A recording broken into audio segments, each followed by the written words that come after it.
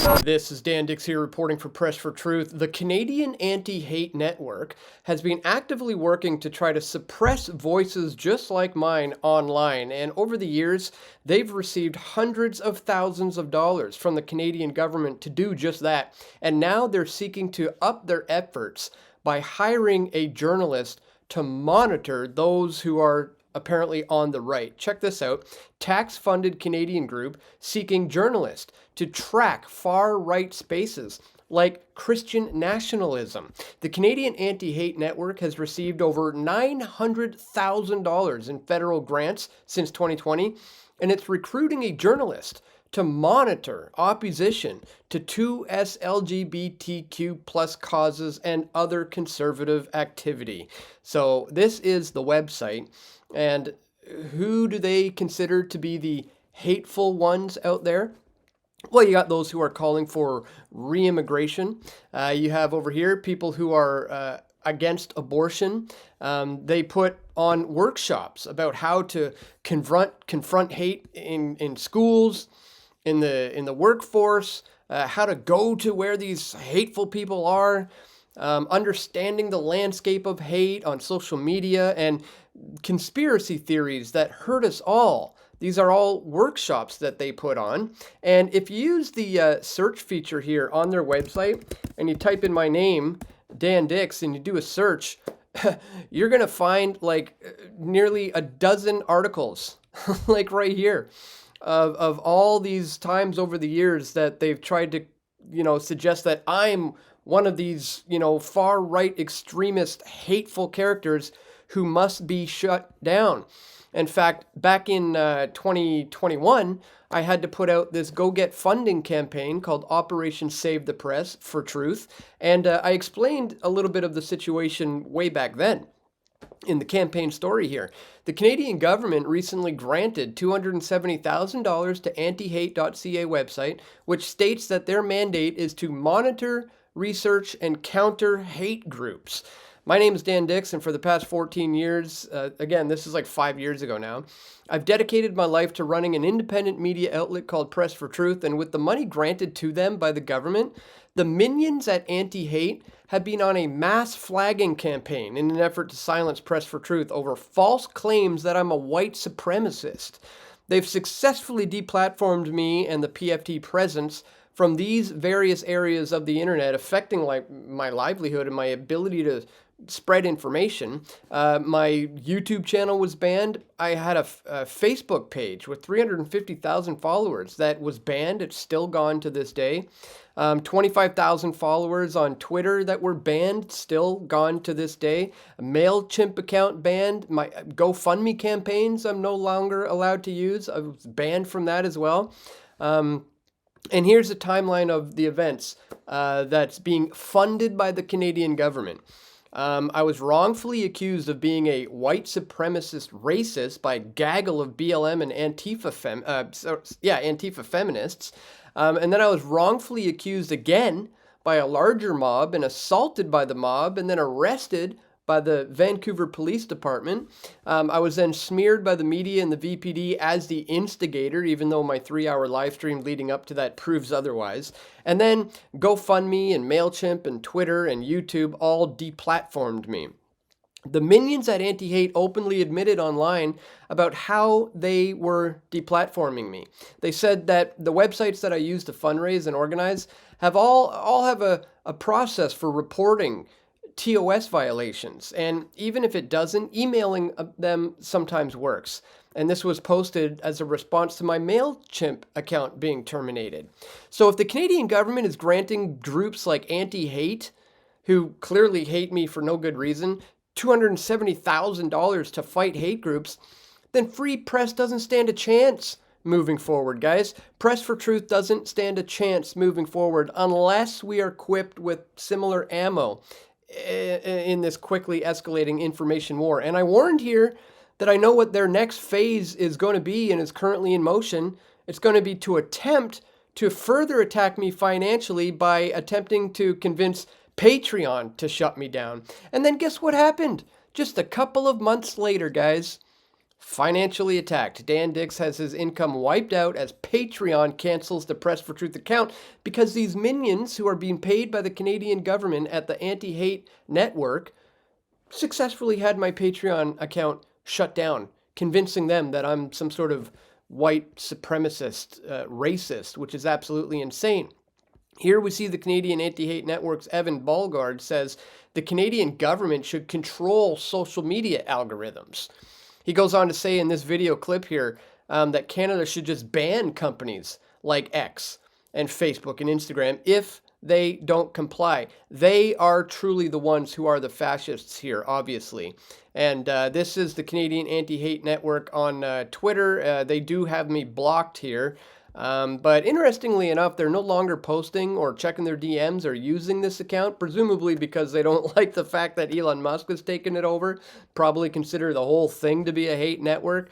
And by the way, I am still suspended here, my Press for Truth account on X. X suspends accounts, which violates the rules. Again, this was taken down many years ago over bogus claims, and I still haven't gotten it back, guys. So we're going to talk about all of this and much more in this video, guys. But really quickly, just before we do, I'd ask that you check me out here at subscribestar.com/pressfortruth. Here you can sign up for $5 a month, $10 a month, $20 a month, whatever it's within your means is greatly appreciated, guys.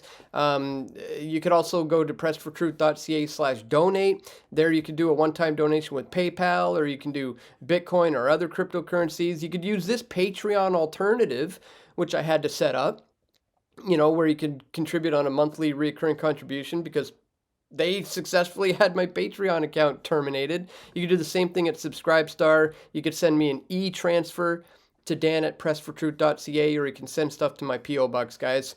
Links for all of this are located in the description below. Thank you so much to anybody who contributes to my efforts here, especially when I'm going up against such a behemoth like the Canadian Anti-Hate Network, which has received over $900,000 in federal grants to shut down voices like mine. So let's take a look at this. A federally funded activist group is hiring a journalist now to monitor what it calls far-right spaces, raising concerns about taxpayer money supporting leftist partisan activism. Yeah, how do you guys feel about your Canadian tax dollars assisting this anti-hate network and shutting down voices like mine? The Canadian Anti-Hate Network posted a full-time job position on LinkedIn, offering 60 grand a year with benefits and 3 weeks of vacation. Not too shabby for, engaging in this censorship. Like, what an insane position. More than 100 applicants have applied for this week. The posting describes their role as primarily being responsible for monitoring supposedly far-right content. And they say they require the adherence to the Canadian Association of Journalistic Ethics Code, which promotes, by the way, diversity and gender identity ideology. So that's what we're dealing with there.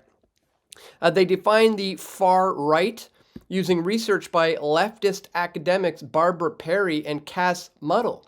By the way, guys, Barbara Perry just very recently made the ridiculous claim that Charlie Kirk was in favor of having queer people executed. I reported on that in my recent video talking about those who were celebrating the death of Charlie Kirk and who are now suffering the consequences of it.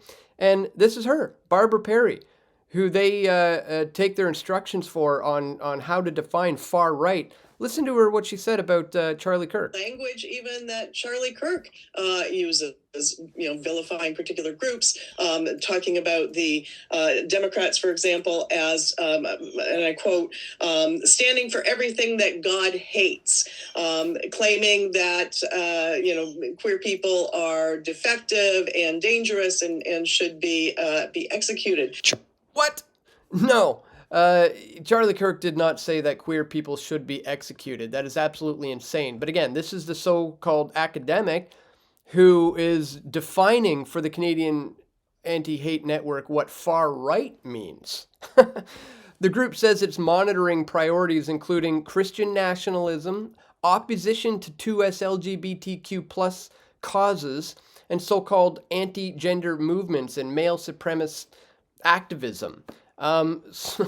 So yeah, like if you're opposed to the 2S LGBTQ+ who are promoting the idea that children should receive puberty blockers and hormone drugs and chop off their body parts to try to, become someone they are not. And if you're so-called anti-gender, against that, or you're somehow against, them drag queens dancing for little kids, that's what they consider to be hateful, folks. It's absolutely insane. Since 2020, look at how much money they've received from the Canadian government. Federal grants totaling $908,000 and 400. Those include $268,400 through the Anti-Racism Action Program to counter, quote, hate groups, $440,000 under the Community Support, Multiculturalism, and Anti-Racism Initiative Program, and $200,000 from Public Safety Canada's Community Resilience Fund for studies on the, quote, far-right landscape. The government has described the most recent funding as support for developing an ethical framework for research into far-right organizing in Canada. Again, if you're against this kind of stuff here, they are saying that is what is hateful, and that's why they want to use your tax dollars to shut us down. It's absolutely ridiculous. The organization frames the journalist's role as being emotionally demanding. By the way, they also want the monitoring to involve infiltrating hate groups. And they say it's going to take a special kind of temperament to voluntarily immerse yourself in some of the most hateful content imaginable. Again, if you're against the sexualization of young children by this 2S LGBTQ plus elemental P, community, then that's what they consider hateful. The posting states that they're urging applicants to consider whether they can sustain doing this kind of work.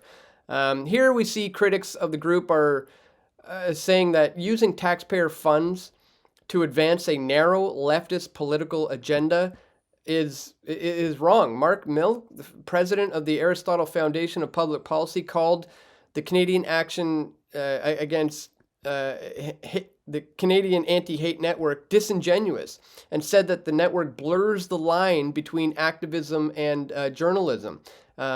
He says here in this post, the public square needs all sorts of robust debate. What it doesn't need is the 800-pound gorilla of government funding advocacy groups that plant fake news. I've written about the so-called anti-hate network before and their taxpayer-subsidized disingenuous advocacy.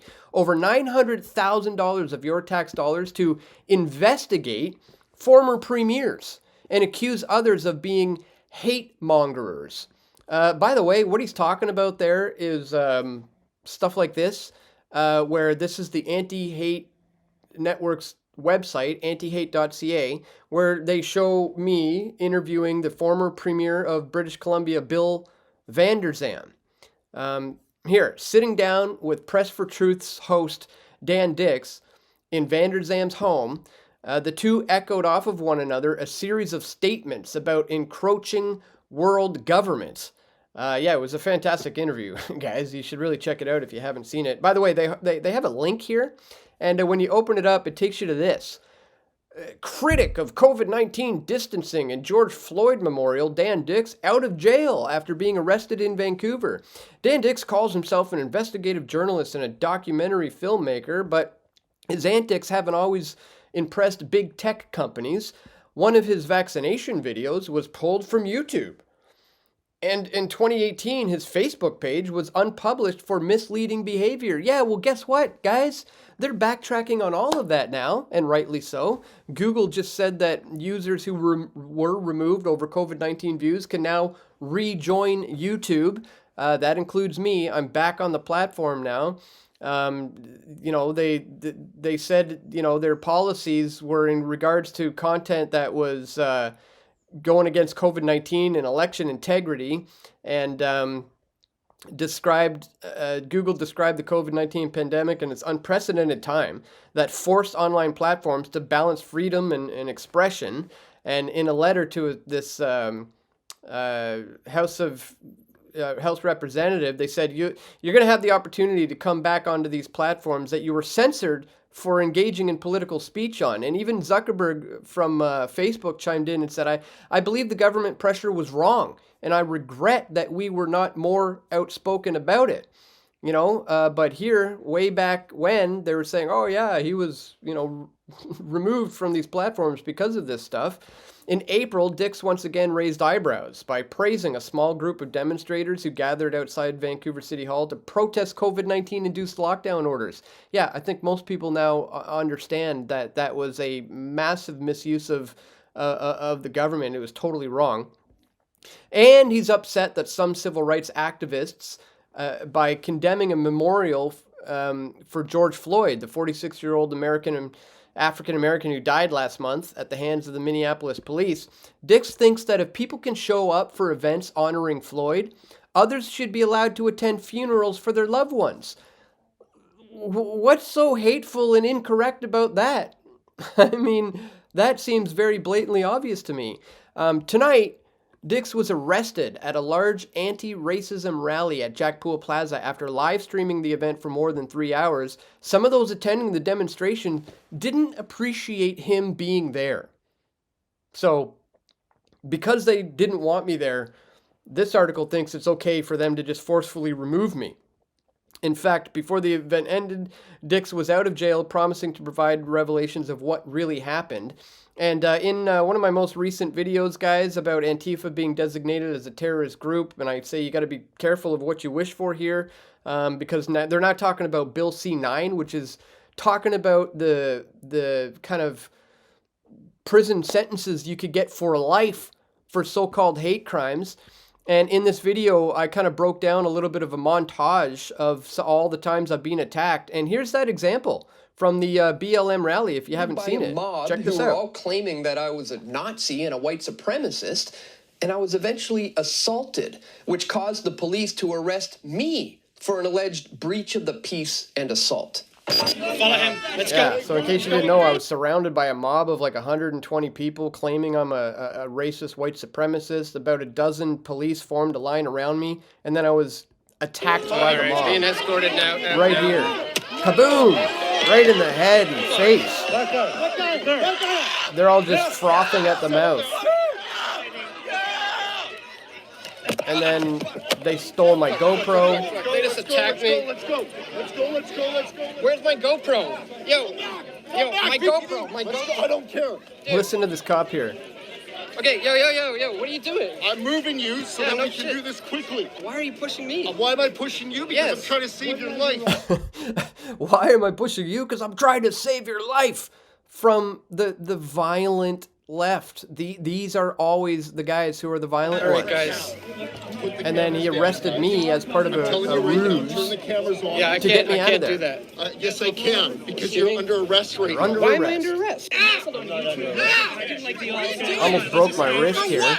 Your protection. For your protection. Hear that? You're under arrest for your protection. Again, for my protection against the violent left who was attacking me. So anyways, let's continue with this one. Dix's show, by the way, that's not how you do that. The apostrophe goes after the S.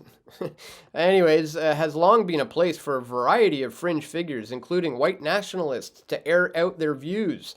I've been asking questions for several years, the premier told me in the interview. This is a fact that Dicks is keenly aware of since he previously interviewed Van der Zalm in 2013, titled Exposing the Global Elite. Another good one, guys. Thank you for the free promotion here. Van der Zalm jumps from issue to issue, including the claim that I couldn't blow my nose without being, some big controversy being created by the media, before complaining about how, sports had been made into the new state religion. Another BC Premier's trip to the secretive Bilderberg conference, and even a brief mention of chemtrails. The most recent interview, however, focused on the most pressing issue of the day, COVID-19. Some people are upset, and more so every day, he said, with the fact that we're beginning to think that maybe there's some other program here. There's a different end game, he said, adding later that the only other end game I see is trying to establish a reset. Invoking a phrase used by Prime Minister Justin Trudeau, as well as the name of a conference held by the World Economic Forum, the Great Reset.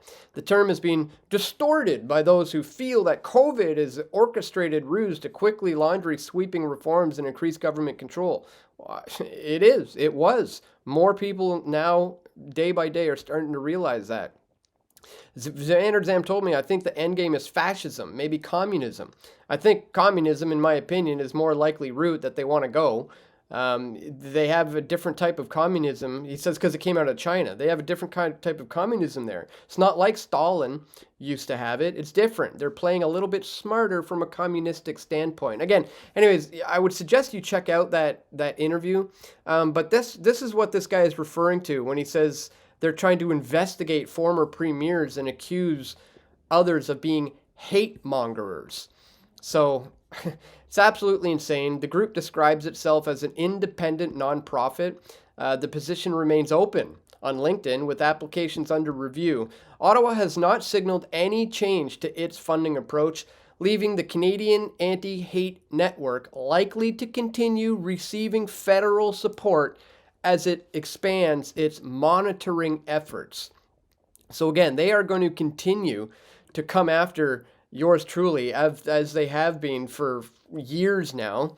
And now they've got even more funds to do it, and they're going to be seeking to hire journalists to take out those of us involved in the far-right spaces, guys.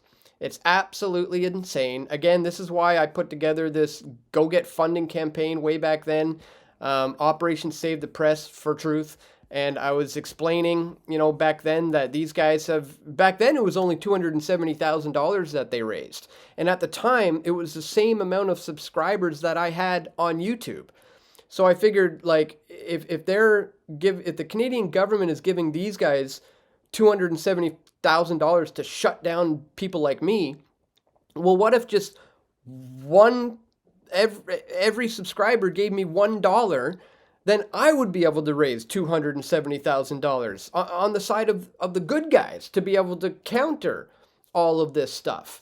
And, I only reached 1% of my goal, but you know what? Maybe you guys can help me get back to that goal today, because now these guys have $900,000. They're hiring people to help them with this, and it's all because of people like me who have a problem with the 2S LGBTQ plus community, sexualizing young children. That's not hateful.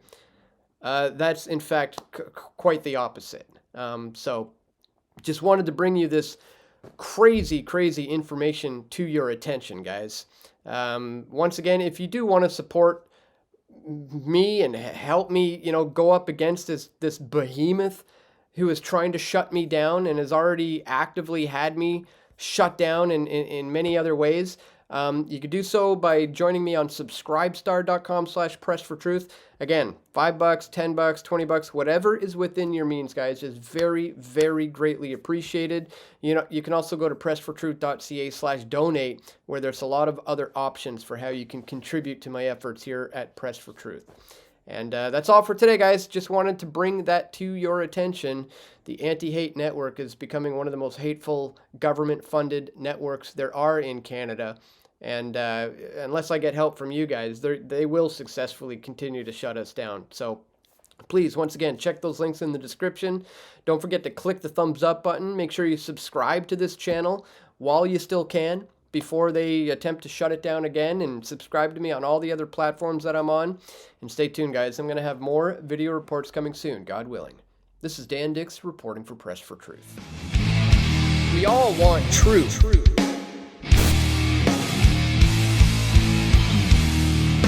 The truth will set you free.